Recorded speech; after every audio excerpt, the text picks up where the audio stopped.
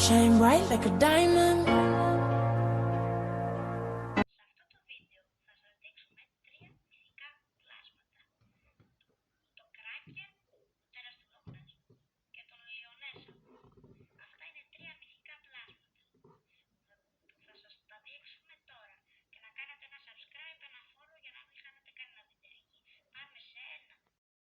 Τώρα θα μιλήσουμε για το τέρας του Λόχνες. Το τέρας του Λόχνες είναι ένας αστικός μύθος που υπάρχει εδώ και 1500 χρόνια. Πριν 1500 χρόνια, ένας άνθρωπος ταξίδευε με τα καράβια του, με τα 5 καράβια του και βρήκε ένα πλάσμα στη Σκωτία, στη λίμνη του Λόχνες. Το χάιδεψε, αλλά εκείνο το δάκωσε. Και αυτός ο άνθρωπος έκανε καρκίνο. Τότε αυτός ο άνθρωπος πέθανε, δυστυχώς, επειδή το δάκωσε ένα τέρας. Το 1933 τραβήχθηκε μια φωτογραφία που έδειχνε ένα κεφάλι πλάσματος. Το τράβηξαν 2 γυναίκες, η Μάνβρα και η Μιχάνδρα, που τράβηξαν μια φωτογραφία που έδειχνε ένα κεφάλι τεράτος. Μετά το είπαν σε όλο τον κόσμο και έτσι έγινε διάσημο. Το 1993 έγινε διάσημο σε πολλές σειρές και σε εφημερίδες.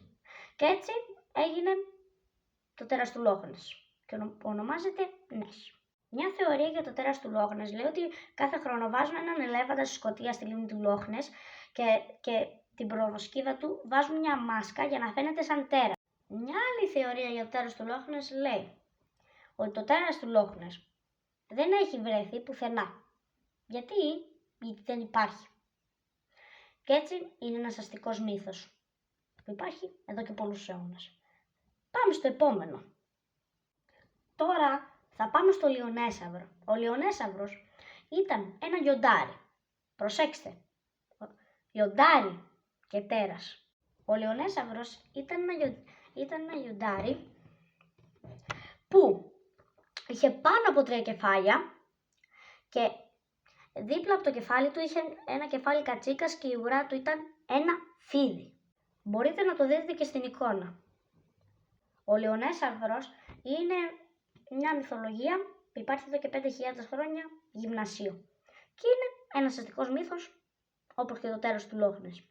Πάμε στο επόμενο. Θα πάμε στο Κράκεν. Το Κράκεν ήταν ένα γιγάντιο που είχε 8 πλοκάμια. Μπορείτε να τα μετρήσετε. Και το Κράκεν ζούσε στα 3.000 μέτρα κάτω από τη θάλασσα στα νησιά του Αιγαίου.